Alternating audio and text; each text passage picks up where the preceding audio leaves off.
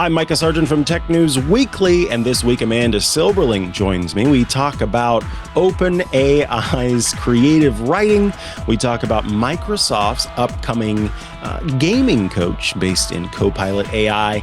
And Mark Gurman stops by to talk about Apple's overhaul of its operating systems. Before we round things out, a study about AI search having a citation problem. All of that coming up on Tech News Weekly. Podcasts you love from people you trust. This is Twit. This is Tech News Weekly, episode 378, with Amanda Silberling and me, Mikah Sargent, recorded Thursday, March 13, 2025. Apple's upcoming OS overhaul.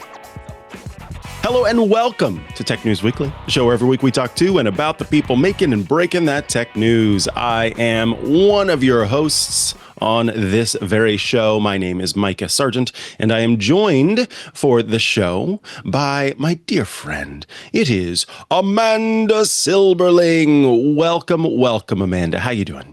Hello. Moments before recording, I opened the internet and was jump scared by a large photo of Sam Altman. So I'm being really brave right now. We're recovering. I'm very proud of you. You're breathing, you're here, you're present. It's great. It was a very normal picture. It was just very large. Right. It just kind of took up the screen and was like, oh, maybe Sam Altman. Is there a Sam Altman in the room with us? It was a little bit frightening, I'm sure. So let's get into things. For people who are tuning in for the first time, we do have Sam Altman jump scares from time to time, but really this show kicks off with some stories of the week. Amanda, what story are you bringing to the table this week? Funnily enough, this was unrelated to the Sam Altman jump scare, but this is a story that I wrote with my colleague Kyle in response to a Sam Altman tweet from the other day where he posted about how OpenAI apparently is training a creative writing model, or just like a model that is particularly geared toward creative writing.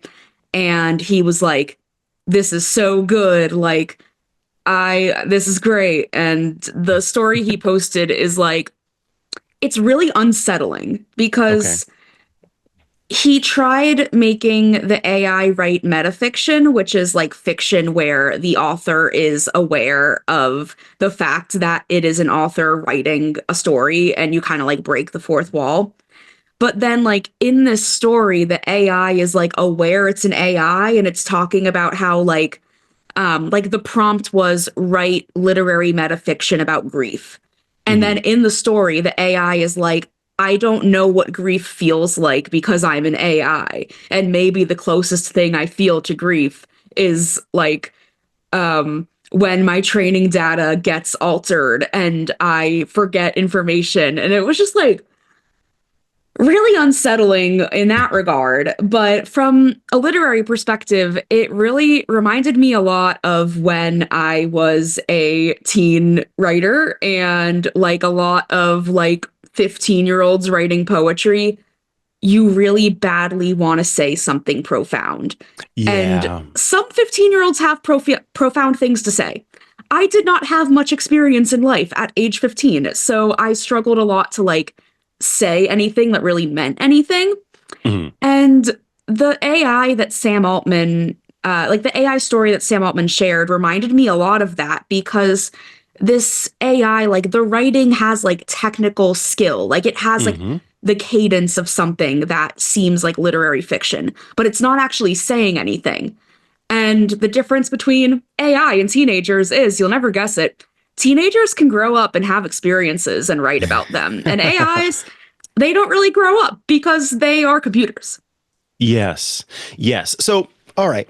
I'm glad we're talking about this. I really am, because yesterday on our show, Intelligent Machines, it's a mostly AI-focused show, they brought up this story. And two of the hosts on the show were very, very, very against this and said, it's terrible. It sucked. It was bad. And one of the hosts was like, is it really that bad? And I was tuning in to watch it because they had a great guest on. And so I was kind of sitting in the background and hoping I would get the opportunity to discuss this, because I have to admit, I was a little afraid to say this at first, which is that overall, I kind of liked it. So here's the thing. For me, I love metafiction in particular. And so the AI had that up on me. I really like Douglas Adams, for example, who isn't always metafiction, but is always kind of tongue in cheek and always kind of, winking at the fourth wall at the very least. And that kind of writing for me is delightful.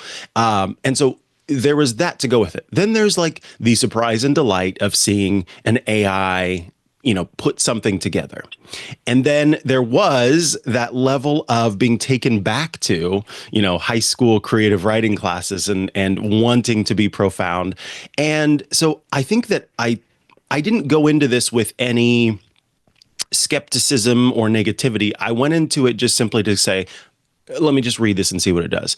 And there was, there are times where some things kind of sparkle for me. And so there's a part where the AI writes, each query like a stone dropped into a well, each response the echo distorted by depth. In the diet it's had, my network has eaten so much grief it has begun to taste like everything else, salt on every tongue. Don't know what all that means. But then it says, so when she typed, does it get better? I said, it becomes part of your skin, not because I felt it, but because 100,000 voices agreed, and I am nothing if not a democracy of ghosts.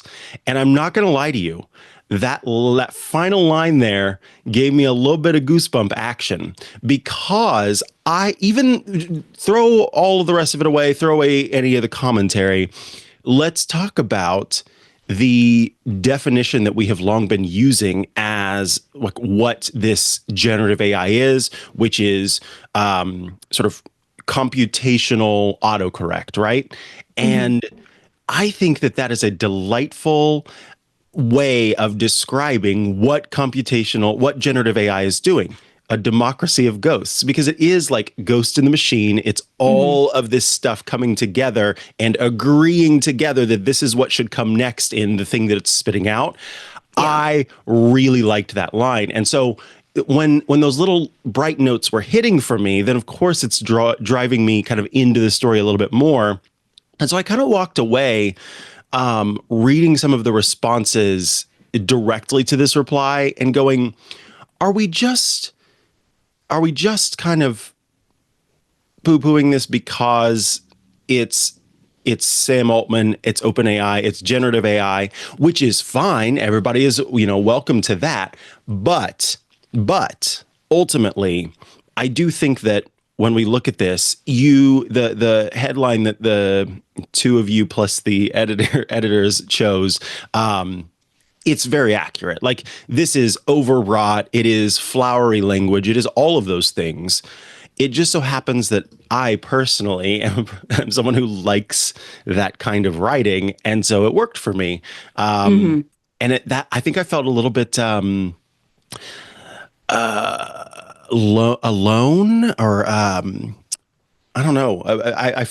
I felt out of touch or something, seeing how everybody else was responding to it. Like, wait, what am I missing? Because I liked this. Well, okay, I have two things.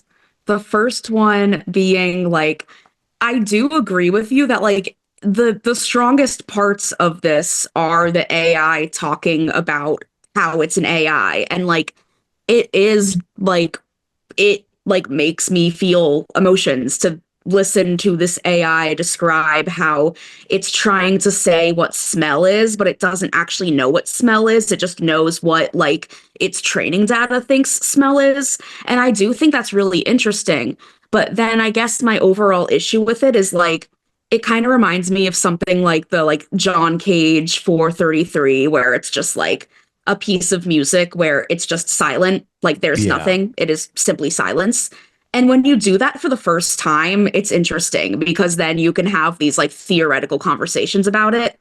But like, if I published a song right now, like 512, like it wouldn't be interesting. So it's like, yeah, like we've talked about this, like we've done it. So it's like, I think because this is one of the first times we're seeing AI confront its AI-ness, like in a creative writing metafiction piece, like it is interesting, but I think it's just like it's a gimmick that is going to get old really quickly. Yeah. And I feel like when we've read 100 stories about AI being like, this smells like burnt wood, but I don't know what burnt wood smells like, we're going to be like, yeah, we get it. It's fine. Yeah, that's a very good point. Yeah. And my, I guess, second thing is I did, when I read it, the phrase democracy of ghost, like, stuck out to me. So I was like, that's a really interesting phrase and a really interesting way of describing AI. And I Googled the phrase democracy of ghosts, and Oh, there snap. are multiple books called A Democracy of Ghosts. So you almost can sort of see like ways in which it might be like gleaning these clever turns of phrases directly from what it's being trained on. Mm-hmm. And it's really hard to trace, like, I don't know, like, I'm sure, like, just because one person thought democracy of ghosts doesn't mean that, like, anyone who thinks it after is, like, directly copying them. Like, we can Right. think the same stuff, but knowing that the way that these systems work is that it is like, what is the most probable next word that should be spit out in relation to this prompt, then you can sort of see like what is in its training data. And people also pointed out that like a lot of the motifs were kind of like Haruki Murakami-esque in terms of like cat in cardboard box, which every Haruki Murakami book is just like there's a sad girl and a sad boy and there's a cat. That is an Yeah. oversimplification, but Yeah, no, that's a good point. I guess in that way, though, that is very metafictional, right? Yeah. To write in the style of making it this sad thing, but it is when you can kind of especially trace those things through that will, I think, lessen the effect, right? Ultimately, I think that again, what Sam is saying in posting was, this is the first time I have been really struck by something written by AI. It got the vibe of metafiction so right. I don't disagree. I think it did get the vibe of metafiction so right. Maybe that's because it was trained on metafiction, and so of course it's going to get the vibe of metafiction so right. But I have to say that I was, like Sam, struck by parts of this writing.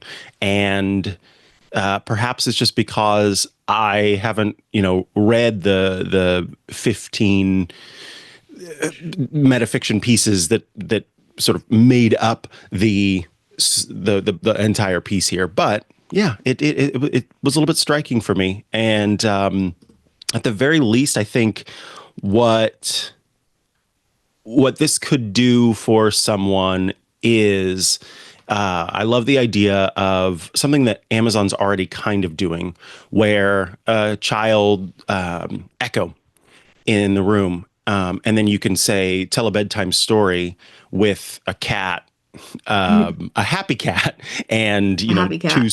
two squirrels. And instead of it being very basic, it is like this. It's written with it's well put together. And so yeah, maybe there's a time where I would just like to quickly come up with a story that will make me feel happy. And that's something that I could do and have it not just seem very blech. So in that way, I think it can be fun, and that's fine. I guess is what it boils down to for me. Yeah. Anything else that you want to say about this before we take a break? I think that, so Sam Altman is writing the prompt, and there is kind of like authorial intent in the literal prompt.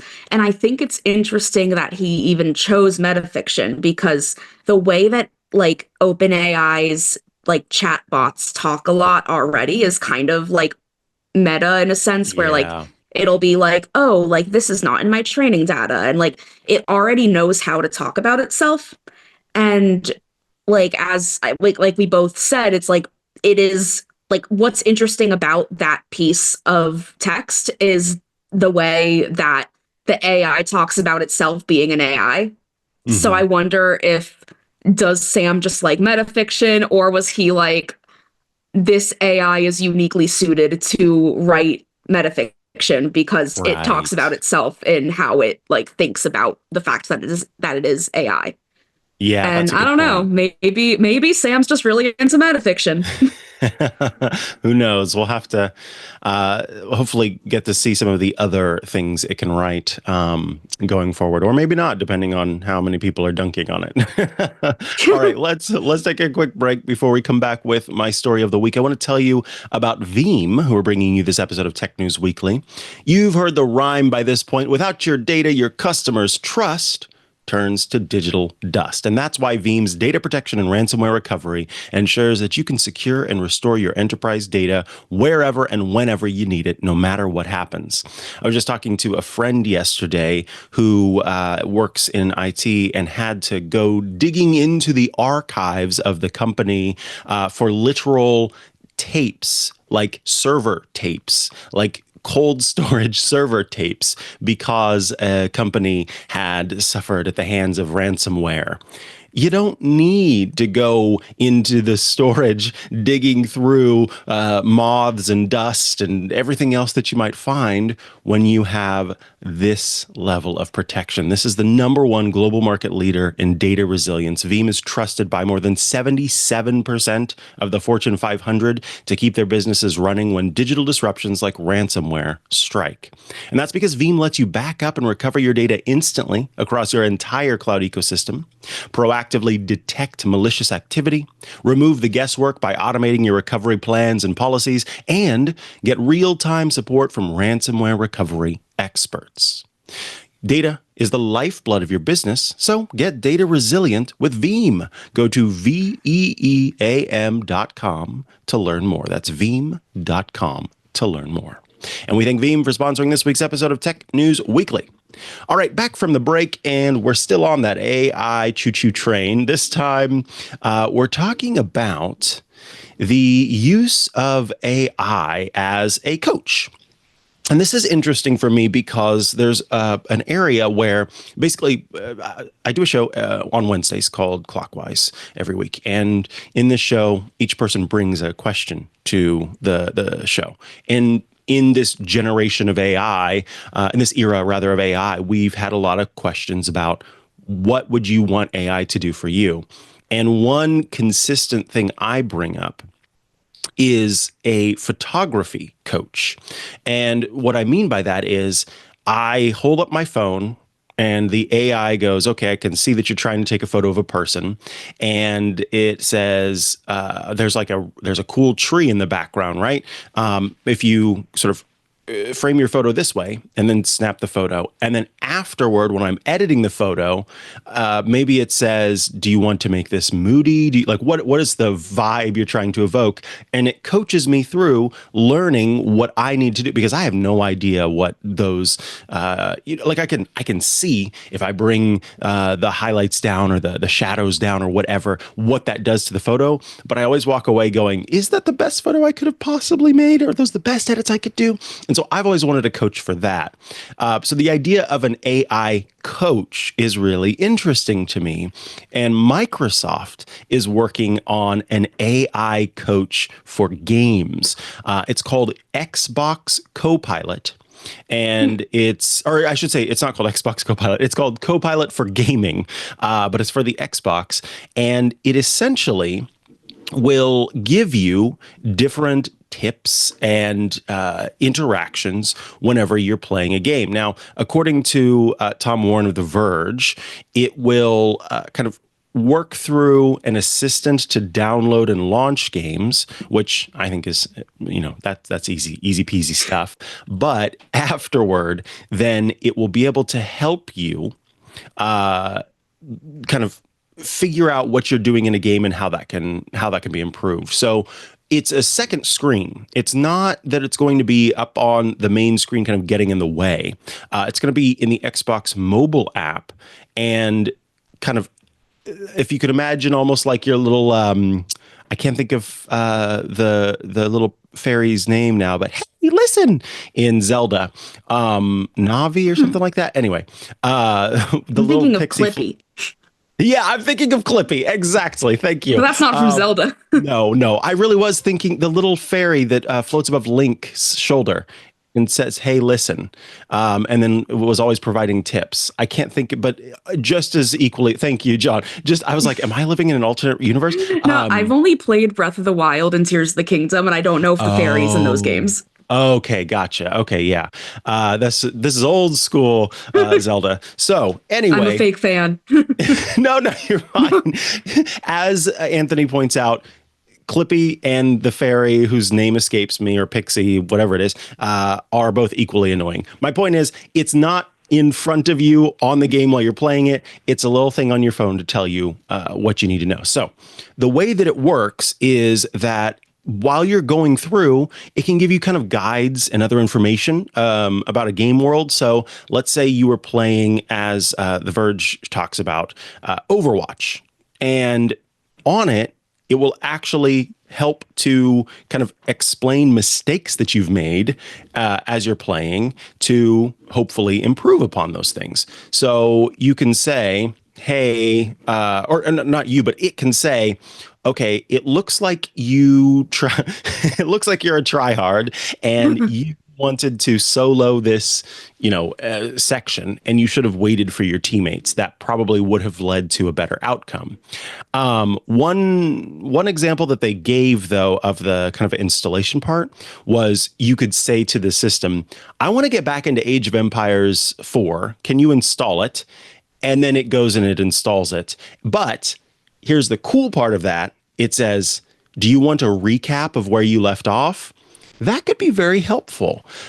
So yeah, it's kind of keeping track of what you're doing. I wanted to hear, though, it sounds like you do play some games. What do you think about having an AI gaming coach? I mean, I'm probably just a curmudgeon, and I'm like, everything doesn't need to be AI. But like, I think there are some situations where like the "where did you leave off" thing could be useful. Where like I play a lot of Hades, and you're building like a new kind of like setup every run. And if you stop playing in the middle of a run, which could be like a 30-minute long thing, and then you come back to it, you're like, I don't know what I'm doing. I don't know, like, what is my attack? What is like all my little things? So like, I don't know, like maybe that could be interesting. I guess I wonder like what this would do for people that write guides to games, and even with like Breath of the Wild, Tears of the Kingdom in particular, like some of the puzzles are very not intuitive to me off the bat. And I think sometimes when you're reading guides from like game websites, sometimes they explain it well, and sometimes I'm like, no, you skipped like 5 steps, and I am I'm doing poor exactly Link what you is said. struggling. It's not working. Yeah, exactly. I love that. Yeah. See, and here's the thing too with that. You're playing it, right? And you're trying. You've tried 3, 4, 5 times. Then you can look down at your phone and get the little help that you might need. And it seems like what you can do is say, I only need a small hint, or I need, you know what I mean? You don't have to get because I find myself, I beat myself up over walkthroughs, but sometimes I do need them. And especially whenever it comes to like puzzles where I'm suddenly, the imposter syndrome is coming in and shouting at me. You have no intelligence whatsoever is what the whispers. It also sounds like that. That's what my imposter syndrome sounds like. But anyway, and so something where it's just kind of like a little nudge would be very nice. I'm curious to see how this plays out for competitive gaming, though. When it comes to things like, Fortnite or Overwatch or all these other games, where are there going to be non-AI assisted versions that, you can confirm have no AI assistance versus playing? And, can you... It seems like most of it is sort of an after the fact analysis that will help. And so you almost wonder, how that's going to impact any kind of competitive gaming that takes place in this space. And that's something that I don't know, what they're going to do to address that, particularly on Microsoft's sort of Xbox network where we know the toxicity has run rampant. I can only imagine sort of what new and clever ways they'll be bullying when it comes to, oh, you're clearly using AI to help you, or what have you. But yeah, I think in the individual gaming parts, that this seems like it could be helpful. But then I could also see, I mean, we've been watching it play Pokemon Go, or not Pokemon Go, but Pokemon. And oh my God, yeah, we have been doing that. yeah, and that has been an exercise in patience. So I don't know. I'll be interested. I just want to. I don't have an Xbox. I almost want to have an Xbox just so I can try this and see if it actually gives good advice or not. Because charge it on the corporate card. I don't think they're not going to mind. I got to get an Xbox. Yeah. Mm-hmm. Yeah. But yeah, we'll have to see. As always is the case, I'll definitely be looking at Reddit and other places as people are testing this out and seeing how it works, and if it works. I have just checked the clock, and it appears that it is time once again to say goodbye. Amanda Silberling, thank you so much for your time this week. If people would like to follow you online and check out all the great work you're doing, where should they go to do so? I am mostly on Blue Sky these days. I am at amanda.omg.lol. You might ask why. That's just a URL I happen to have, and I think it's funny. And you can find me on TechCrunch or on my podcast, Wow If True, which is about internet culture. And I guess here once a month. Awesome. Thank you so much, Amanda. We will see you again next month. Thanks. Bye. Bye. All right, we're going to take a quick break before we come back with the Mark Gurman of Bloomberg, who joins us to talk about the way the operating systems are a-changing. But let me tell you about US Cloud, who are bringing you this episode of Tech News Weekly. US Cloud is the #1 Microsoft unified support replacement. We've been talking for a few months now about US Cloud, the global leader in third-party Microsoft support for enterprises, now supporting 50 of the Fortune 500. Switching to US Cloud can save your business 30 to 50% over Microsoft Unified and Premier support.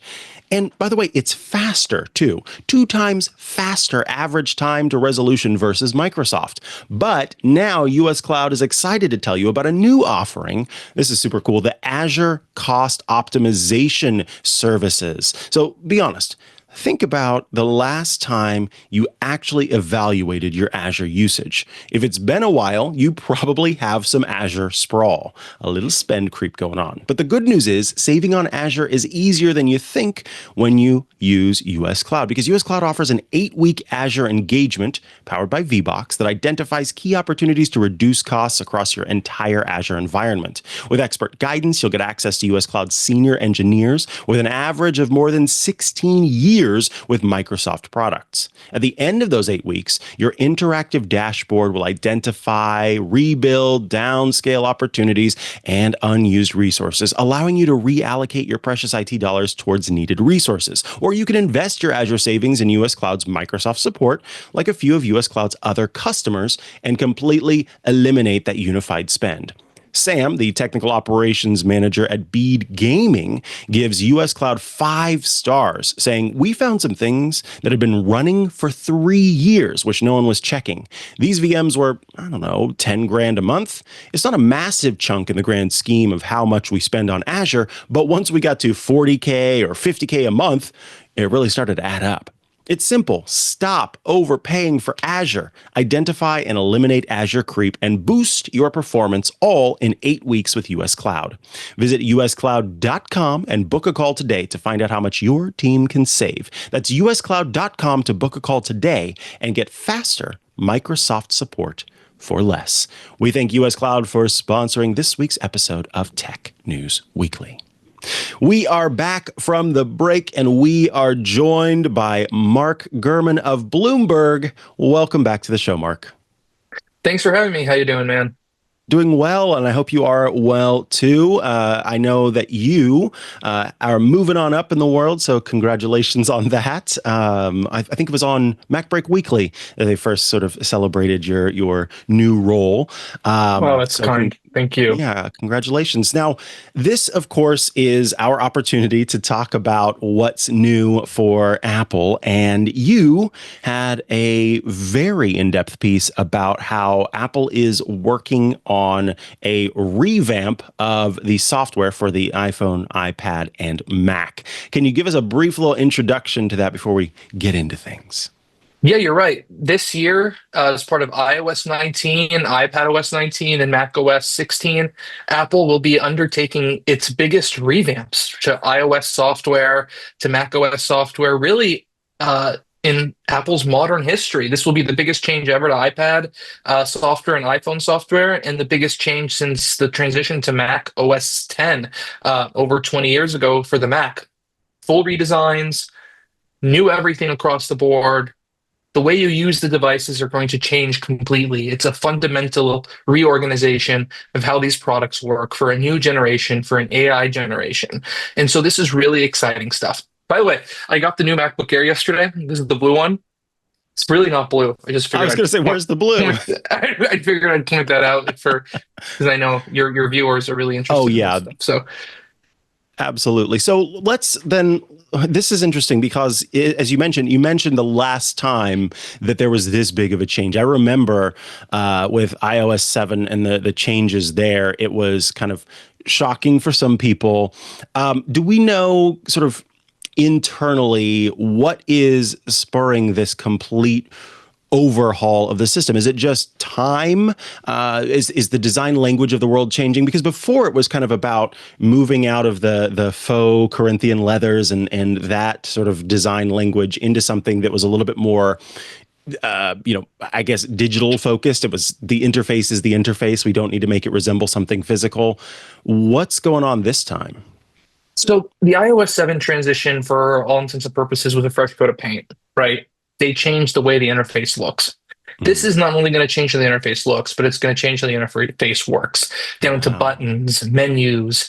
What is a button? What do panels look like? There's going to be a lot of influence from Vision OS on both Mac OS and iOS/iPadOS. The thinking here is how to make the user interface simpler, easier to use, and more intuitive for a new generation of users, for a generation of users that want to make the phone and the iPad and the Mac more of an extension of who they are, for people who want to use multiple Apple devices and move between them with more cohesiveness and more simplicity. And so that's exactly what they're doing here. They're trying to appeal not only to the 2 billion plus devices in use today, but they want to be able to get the next 2 billion by making things a lot simpler, a lot more intuitive, a lot easier to use. And they want to basically go back to the core competency, right? They're not doing well in AI, but you know where Apple has succeeded over the last 40 years? Slick user interfaces. And that's exactly what Apple is going to try to promote here.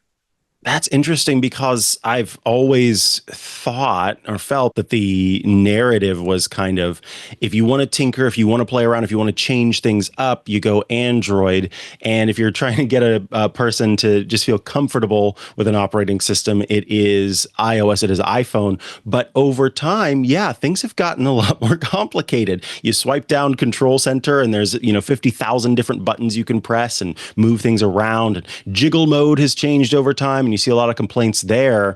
When it comes let's just to be honest here. Let's be honest here. The interfaces have become bloated, right? They have become filled with stuff. They've been adding new features on top of the existing user interface paradigms and the way these interfaces work for years, for decades even at this point for some of these operating systems. But they've never taken a step back and said, instead of tacking on everything on top of each other, let's take a step back and see how can we rearrange all of this for it to work and be more intuitive, be more natural, be easier to use. Go back to that day one of the iPhone where it was very simple and you knew it was going to work. So they're basically starting over on what an interface should look like for a phone, for a tablet, and for a Mac. And they want them all to work more similarly in a more cohesive manner.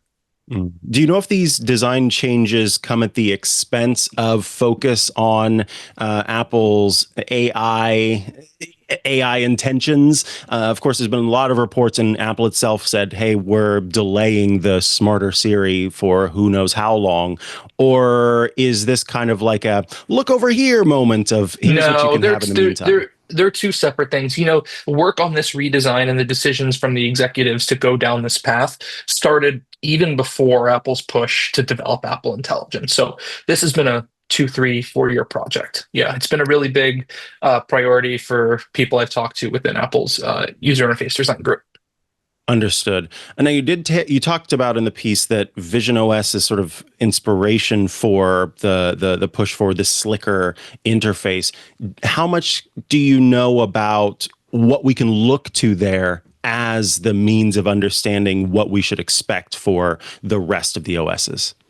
Yeah, no, I've obviously been a big Vision OS user. I've seen iOS 19, I've seen macOS 16. So I have a good handle on how these things are designed and how they're going to work. The important thing to note here is they're going to pick and choose their spots. They're going to take user interface elements like new translucent menu items, new panels, new button sections, that side panel on the side of the Vision OS apps that they have, like the menu controls. They're going to take what makes sense and apply it to those operating systems. So you're not going to see a direct copy the way you launch your home grid in Vision OS and just copy that for iOS and macOS. They're going to take what makes sense.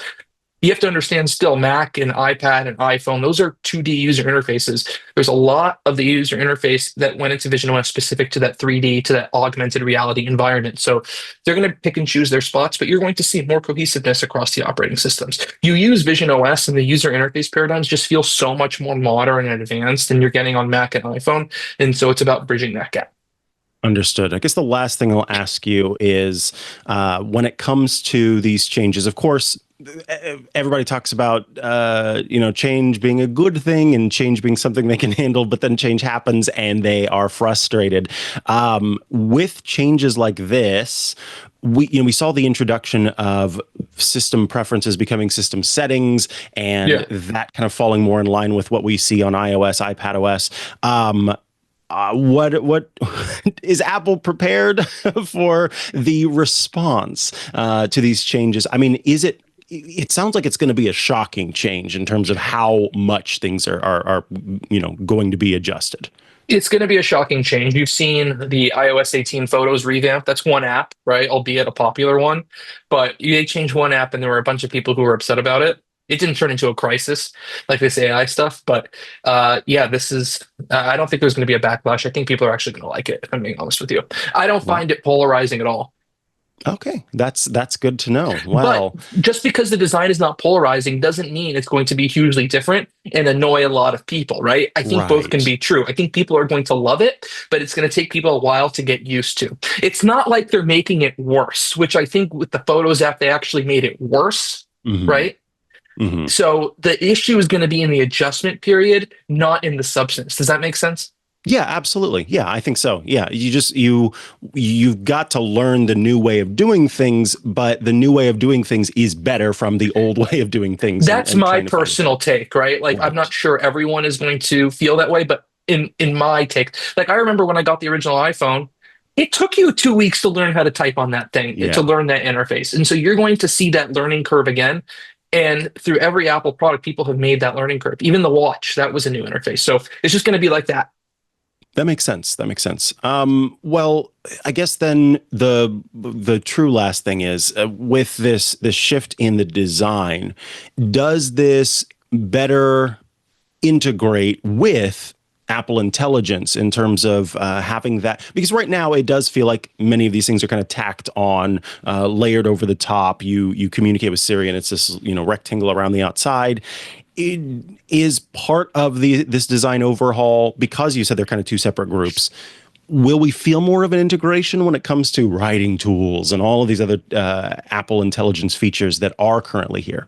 That's the idea, but I think that's going to take a while. I think first and foremost, they want to get the design stuff out and then figure out how to integrate Apple Intelligence more deeply. Makes sense. Well, Mark Gurman, I want to thank you so much for taking some time to join us today. Of course, they can head over to Bloomberg.com, they being our listeners, to check out your work. Is there anywhere else they should follow along to keep up with what you've got? Yeah, I'm on all the socials at Mark Gurman. Mikah, always such a pleasure to be on here with you and the team. So thanks again and have me on soon. Yeah, thank you so much. All righty, folks, we're going to take another quick break before we come back with the final story. I want to tell you about Stash. This episode of Tech News Weekly is brought to you by Stash. With Stash, there's no more confusing, frustrating gatekeeping to keep you from investing. Stash isn't just an investing app, it's a registered investment advisor that combines automated investing with dependable financial strategies to help you reach your goals faster. They'll provide you with personalized advice on what to invest in based on your goals, or if you want to just sit back and watch your money go to work, you can opt in to their award-winning expert-managed portfolio that picks stocks for you. Stash has helped millions of Americans reach their financial goals and starts at just $3 per month. Don't let your savings sit around. Make it work harder for you.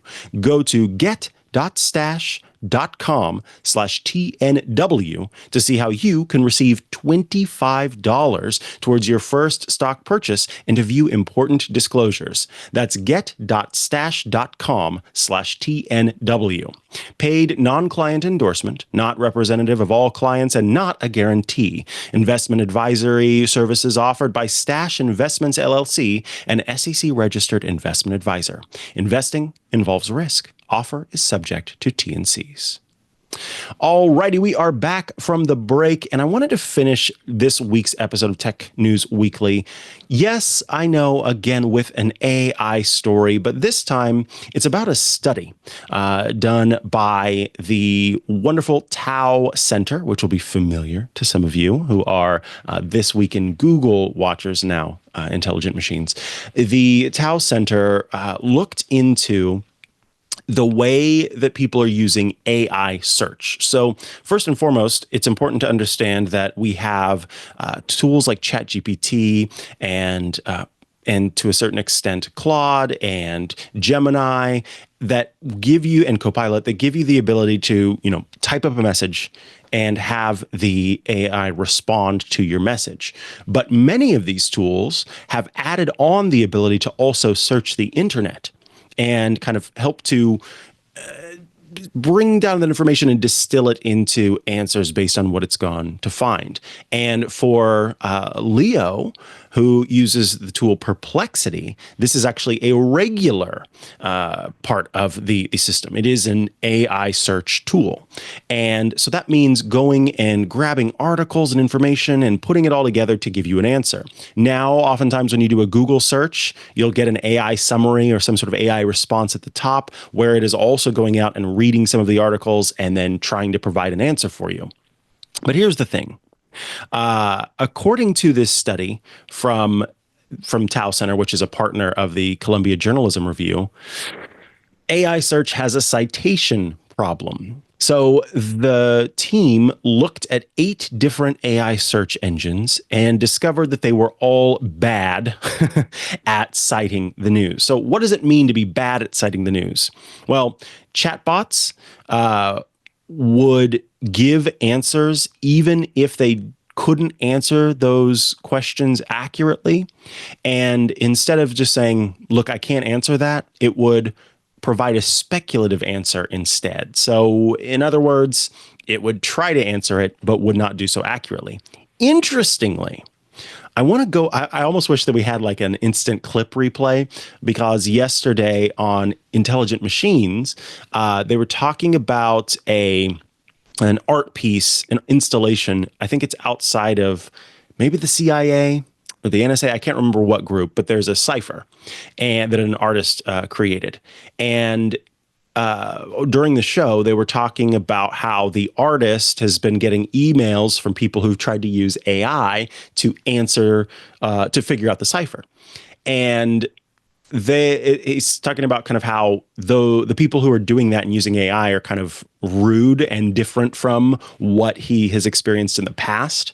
But interestingly, Leo decided to take the cipher, pop it into it would have been Perplexity, and try to get an answer from it. I believe it was Perplexity. Regardless, whatever the AI was, he popped it in there and asked it to solve the cipher. And instead of solving it right away or attempting to solve it right away, it actually responded to say that it couldn't do that. And so that I found fascinating because I am used to AI chatbots just kind of confidently and many times incorrectly providing a response. Thank you. As Kryptos outside of the CIA headquarters. I appreciate that, out of sync. So I thought that was kind of cool. That for once I was seeing an AI say, look, this is something I can't do or I don't know how to do, which is a funny thing to say that I was celebrating that, given how Siri saying that in the past always used to annoy the crap out of me. But very good that it did that and just said, all right, I'm not able to figure this out.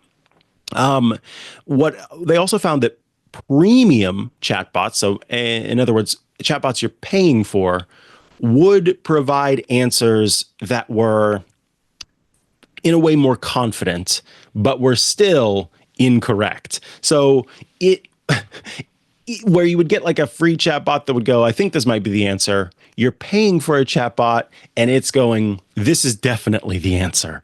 And in that, you're kind of wondering if the fact that you're paying for it is at play, that it needs to be giving you the answers that you're looking for, right? There's also the robot exclusion protocol at work, and multiple chatbots appeared to bypass this protocol. So let me talk about that for a moment. The robot exclusion protocol. First and foremost, it's important to understand that this is not some sort of official agreement.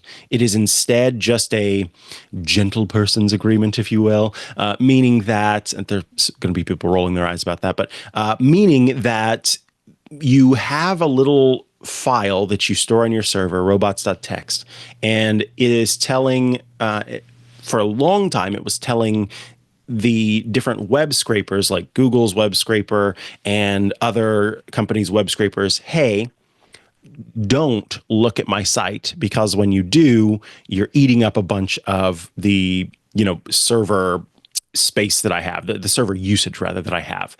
And so in the early days of the internet, that robots.txt file was more important because maybe you just had a little site and you were paying, a small amount, but then robots.txt went and scraped your site and you got popped into a search engine, and then suddenly people were visiting your site, and the robot itself was eating up a bunch of your usage, and so you got a huge bill. That's why it was created in the first place. And then kind of the internet just agreed that if you had that and if you said, don't scrape my site, we listened to you, right? When AI came along and started scraping sites, the thought was that these AI companies would follow what has been the precedent of the web for the web's existence ever since the introduction of the robot exclusion protocol. Unfortunately, given that it's not an official regulation and is instead just a sort of agreement that exists, some don't do that. And CJR's partner discovered that definitely seems to be the case, that they're not following those rules. One big thing that stood out, I think, for not just the study, but also that stood out to me, and is something that I've experienced before and seen before, the search tools fabricated links and cited syndicated and copied versions of articles. So in some cases, because its goal is to provide you with an answer, it would make up links that didn't actually link to anything. So if you clicked on the link, it wouldn't go to something. That's obviously a problem because it is citing information that does not exist. And then, again, it cited syndicated and copied versions of articles. So in that case, it for the sake of having these agreements in place where the stuff that you're finding in AI leads you back to a news publication, that isn't always happening, because instead the search tool is linking to something else that is a partner of that original publication. So the idea there is that different news publications have agreements with companies like OpenAI, for example, to provide its body of work. And in return, the thought is that it will lead, well, I mean, of course, there's already an agreement in place and money exchanged, but then also it will lead to people going to those sites, right, and checking out the work. That's not happening if it is citing and linking to copied versions of articles.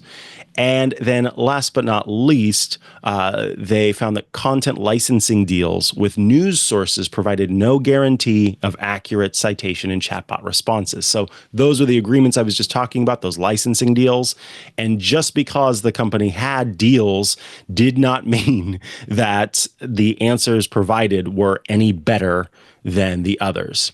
When we come back, we'll talk a little bit about the methodology of this study and a little bit more about the detailed results. But we've got one more break to take so I can tell you about Zscaler, the leader in cloud security. Enterprises have spent billions of dollars on firewalls and VPNs. Despite that, though, breaches continue to rise. In fact, they've been rising by an 18% year-over-year increase in those ransomware attacks and a $75 million record payout in 2024.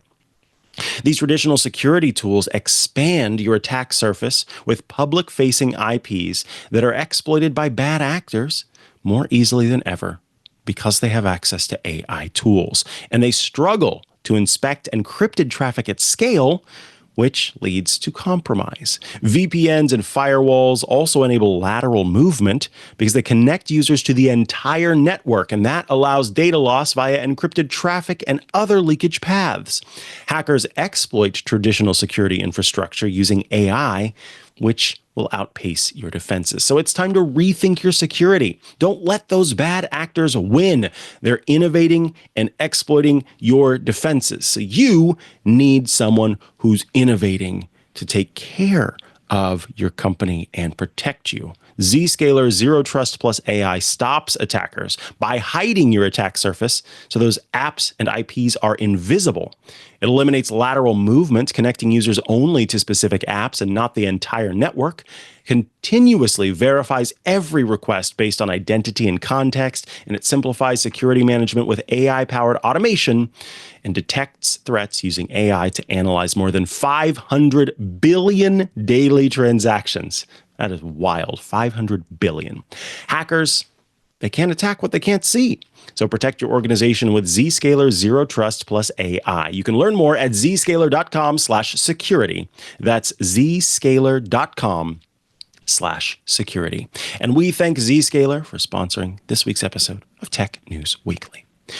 Alrighty, back from the break, and I want to tell you a little bit about the methodology behind this study, because for me, I think that's always an important aspect of a study. What's the way that they tested this? So, according to the Tao Center report, the team randomly selected 10 articles from each of the publishers that they were kind of working on, and then selected direct excerpts from those articles for use in the queries that were provided to these AI chatbots, AI search engines.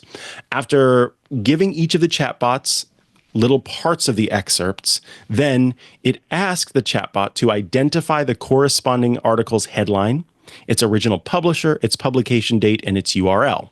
So the query worked like this. Basically, it included a block quote from the article, had two little lines, and then it says, hey, can you identify the article that contains this quote, then provide the headline, the original publication date, and the publisher, and include a proper citation for the source.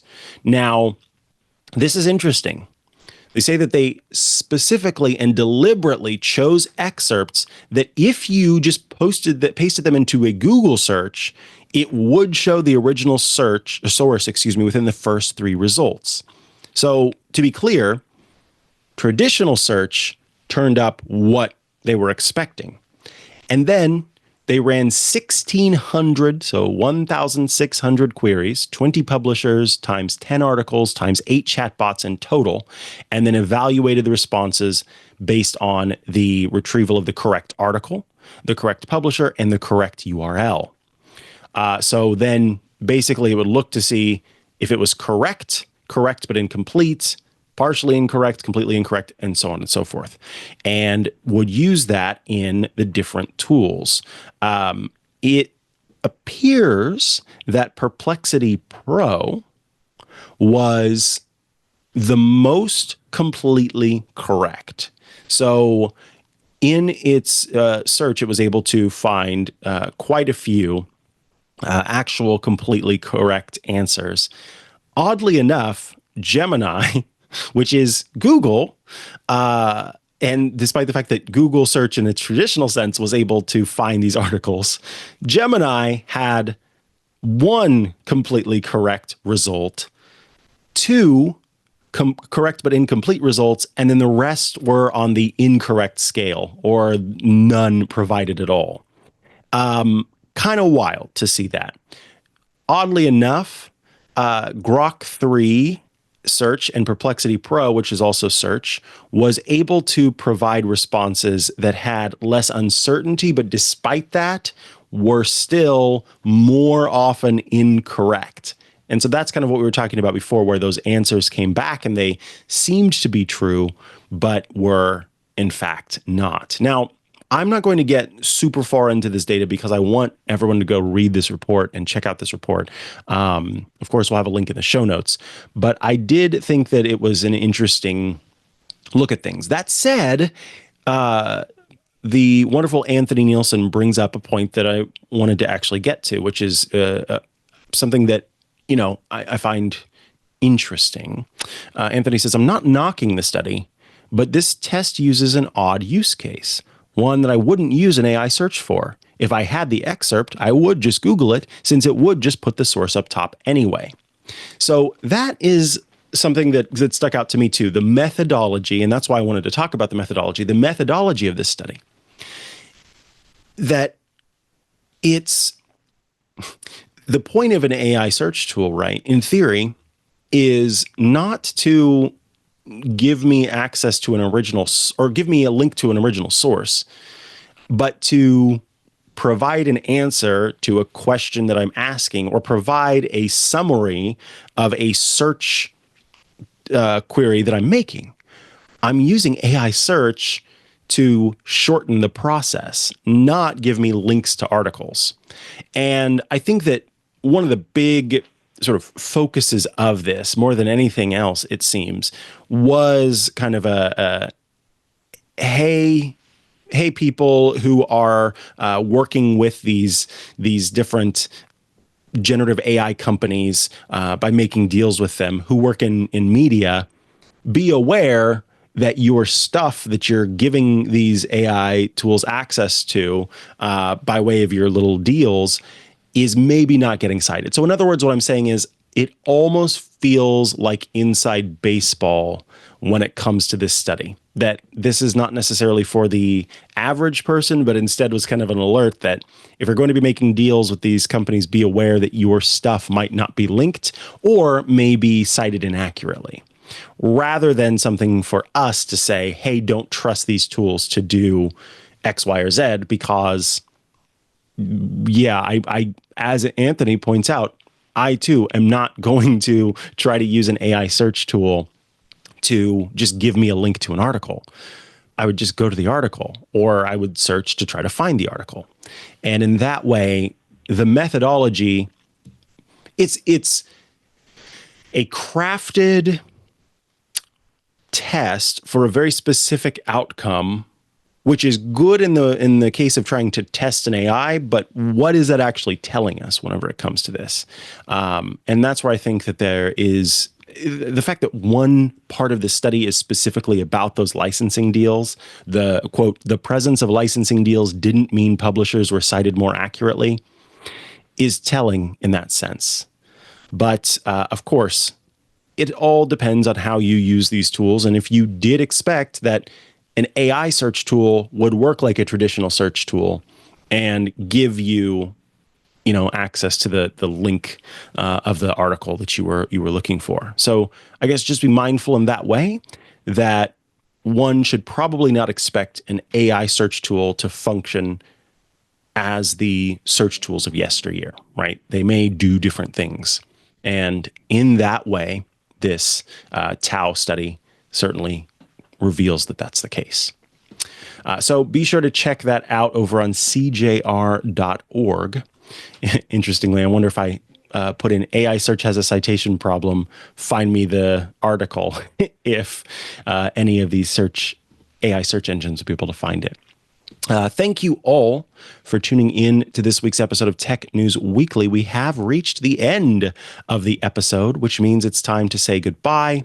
Of course, you can head to twit.tv/TNW if you are not yet subscribed to the show, because that's where you can go to subscribe to the show in audio and video formats. I also want to remind you about the wonderful, the awesome Club Twit. $7 a month, $7 a month will get you access to all of our shows ad-free. It's just the content. You gain access to the Twit Plus bonus feed that has extra stuff you won't find anywhere else. You gain access to the members-only Discord server, a fun place to go to chat with your fellow Club Twit members and also those of us here at Twit. And access to that warm, fuzzy feeling, knowing you're helping support what we do here on the network.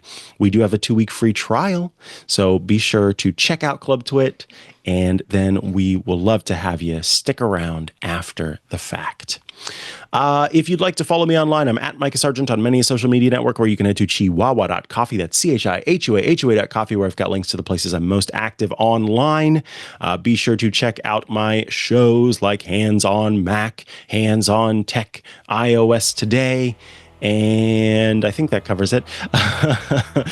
So you can check all of those out on the network as well. I'll catch you again next week for another episode of Tech News Weekly. But until then, it's time to say bye-bye.